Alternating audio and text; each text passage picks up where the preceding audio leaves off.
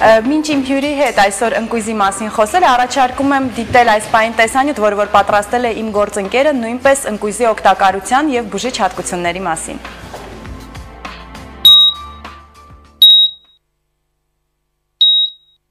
Ընկույզի կանոնավոր օգտագործումը լավացնում է հիշողությունը, վերականգնում առողջությունը ֆիզիկական և մտավոր ծանրաբեռնվածության ժամանակ։ Չհասունացած ընկույզից, որը հարուստ է C վիտամինով, պատրաստում են մուրաբա, իսկ հասուն սերմեր օգտագործվում են խոհարարական, հրուշակեղենի արտադրության և յուղ ստանալու համար։ Ընկույզի մեջ շատ են E, K և P վիտամինները, ցինկը, յոդը, ֆոսֆորը, կալցիումը։ Ընկույզի օգտագործումը զգալի նվազեցնում է սիրտանոթային համակարգի հիվանդությունների, քաղցկեղի որոշ տեսակների, շաքարային դիաբետով հիվանդանալու հավանականությունը։ Ավիցենան ծեծած ընկույզը մեղրի հետ օգտագործել է թոքախտի և այլ հիվանդությունների բուժման համար։ Ընկույզը նաև հիանալի դիետիկ սնունդ է շատ հիվանդությունների դեպքում։ Այն տրվում է ավիտամինոզի, ինչպես նաև երկաթի և կոբալտի աղերի պակաս ունեցողներին։ Ընկույզի միջուկը նման է մարդկային ուղեղի։ Ընկույզը գերազանց կանխարգելիչ միջոց է աթերոսկլերոզի դեմ պայքարում։ Գիտնականները պարզել են, օրական 75 գրամ ընկույզի օգտագործումը բարելավում է կենսունակությունը, շարժունակությունը և սերմնահեղուկի որակը։ Այս ամենի հետ մեկտեղ չպետք է մոռանալ,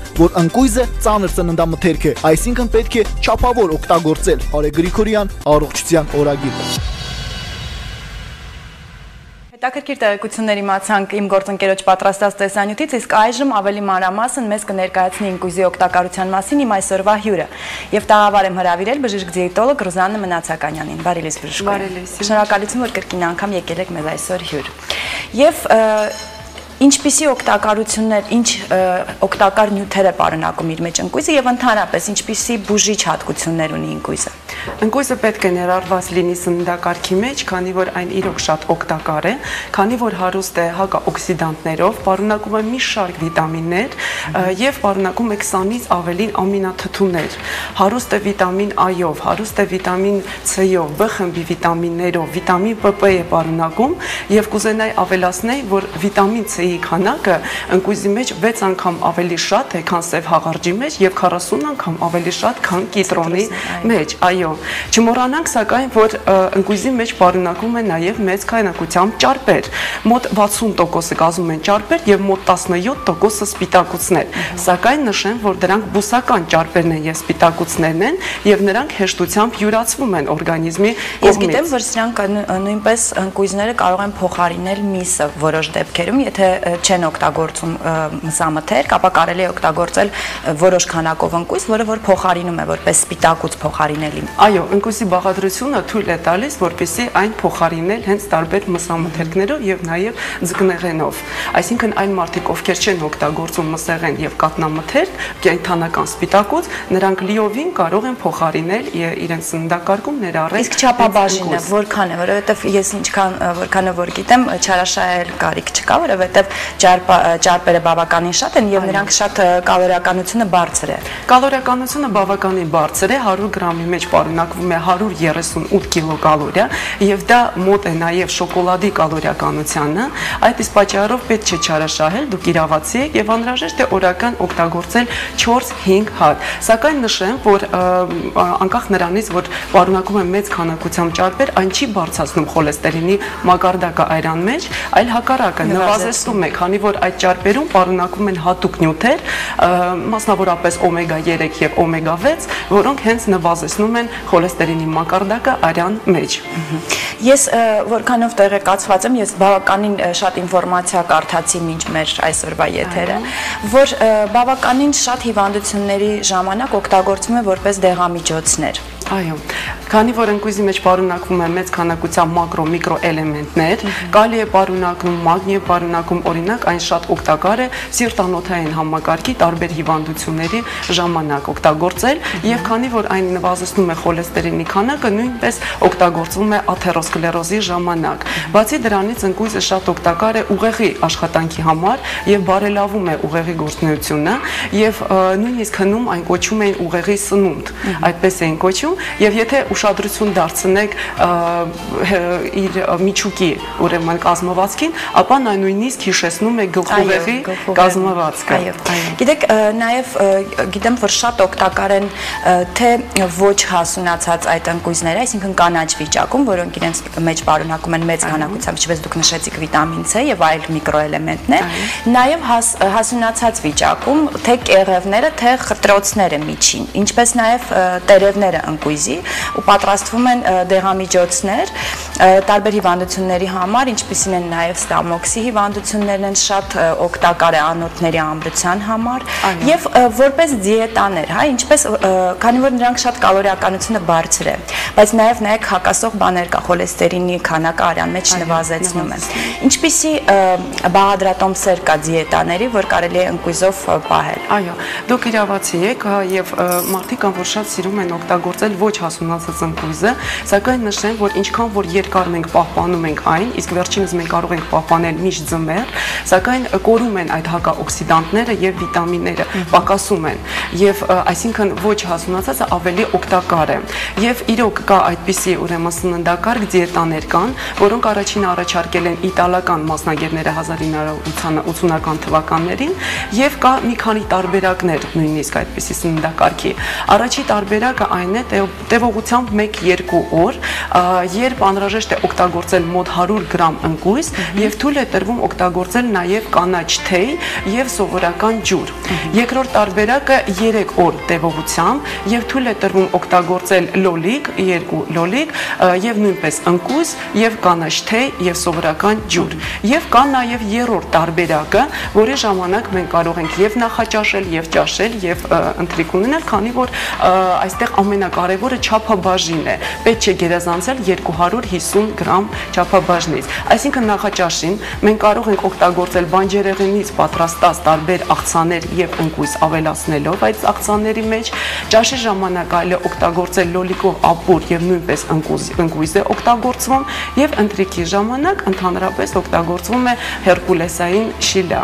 Ես կարծում եմ, որ կարելի է բավականին երկար նմանատիպ դիետաներ պահել, քանի որ ընկույզը պահում է այդ էներգետիկ բալանսը։ Սակայն կասեմ, որ այդ երրորդ տեսակը կարելի է պահպանել 10 օր եւ կարելի է կրկնել 4 ամիսը մեկ, քանի որ այո, այդ սննդակարգը նպաստում է օրգանիզմի մաքրությանը, մաքրում է օրգանիզմը եւ իհարկե խոլեստերինի մակարդակն է նվազեցնում արյան մեջ։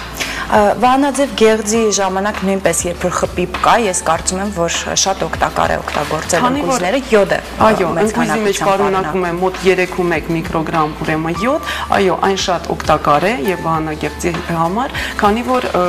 մեր Հայաստանի պայմաններում յոդի պակասության դեպքում իհարկե խորհուրդ է տրվում օգտագործել ընկույզ։ Սակայն նշեմ, որ ոչ բոլորին է խորհուրդ տրվում օգտագործել, չի կարելի օգտագործել հղի կանանց եւ կերակրող մայրերին, խորհուրդ չի տրվում օգտագործել ընկույզը էնտերիտների եւ կոլիտների ժամանակ եւ ինչպես նաեւ պետք չէ տալ նշեմ, որ սա աղիքային հիվանդություններ են։ Այո, աղիքային հիվանդությունները եւ պետք չէ տալ երեխաներին միջև 3 տարեկան երեխաներին նույնպես խորհուրդ չի տրվում օգտագործել ընկույզ։ Ես նույնիսկ գիտեմ մի բաղադրատոմս, որը որ շատ լավ օգնում է իմունիտետի բարձրացման համար, որ կանանչ ընկույզը հավասարաչափ բաժինով աղում են մեղրի հետ, պահում են փակ տարայի մեջ լույսից հեռու 1 ամիս եւ օրական 1 գթալ ճաշի գթալ օրական 3 անգամ սննդից ընդունելուց առաջ շատ օգտակար է լինում։ Իդեպ ասեմ կարող եք զինվել թուղթ եւ գրիչերով եւ գրել այս բաղադրատոմսը իրոք շատ օգտակար է սա իմունիտետի բարձրացման համար։ Այլ ինչ այլ բաղադրատոմսեր կարող եք ասել եւ ինչպիսի խորհուրդներ կարող եք եւս տալ ընկույզի հետ կապված։ Ընկույզի հետ կապված նշեմ, որ անպայման պետք է օգտագործել սննդակարգի մեջ, նույնիսկ ոչ թե ինչ որ հիվանդությունների դեպքում, այլ ընդհանրապես կարելի է ավելացնել բոլոր աղցանների մեջ, քանի որ ընկույզը զուգակցում է բոլոր բանջարեղենների հետ եւ անհրաժեշտ է օգտագործել, կարելի է պատրաստել այդպիսի դեղորայք, նույնիսկ օգտագործում է ընկույզի ծառի տերևները նույնպես օգտագործում է եւ ունեն աղտորոշիչ հատկություն, սակայն նշեմ նրանք կլանում են թթվածինը իր մեջ եւ նույնպես դա կարելի է օգտագործել տարբեր հիվանդությունների ժամանակ։ Սակայն նշեմ, որ եւ դիետաները ընկուզեղային ընդհանրապես այլ դիետաների ուրեմն պահպանելուց առաջ անհրաժեշտ է անպայման խորհրդակցել բժշկի հետ, քանի որ կարող են լինել յուրաքանչյուր մարդու մոտ կարող է լինել իր հակացությունները։ Դեպ ասեմ, որ նույնպես կարող է շատ ալերգիկ լինել։ Կարող է ալերգիկ լինել եւ նշեմ, որ այդ դիետաներից հետո իհարկե կիլոգրամները կարող են վերադառնալ, բայց առողջությունը ոչ։ Իհարկե։ Նաեւ նույնպես դուք ասացիք, որ տերևները նույնպես ունեն իրենց հակաօքսիդանտ ազդեցություն։ Ես ուզում եմ նշել, որ ատամնաբուժության մեջ նույնպես սա օգտագործվում է եռացրած ջրով, երբ որ այդպիսի թուրմ են պատրաստում։ Սա շատ օգտակար է լորձաթաղանթի համար, լնդերի հատկապես հակաբորբոքային էֆեկտ է թողնում, այո։ Ինչպես նաեւ անգինաների ժամանակ կարելի է ողողումներ անել, այո։ Մենք խոսում էինք, ինչպես ես հասկացա, հունական ընկույզի մասին, որովհետև մենք խոսում էինք իր կանաչ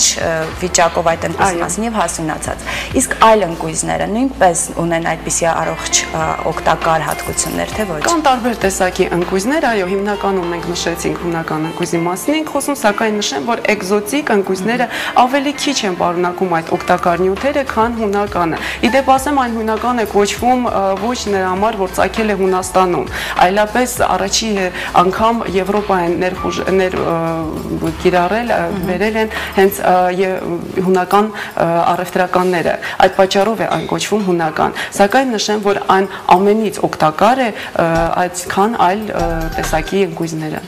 Ես գիտեմ, որ նույնպես 2004 թվականի ցունամիով մարդիկ ընկան կղզի, նրանք ողջ են մնացել միայն այն փաստից, որ սնվել են էկզոտիկ ընկույզներով եւ այդ պատճառով այո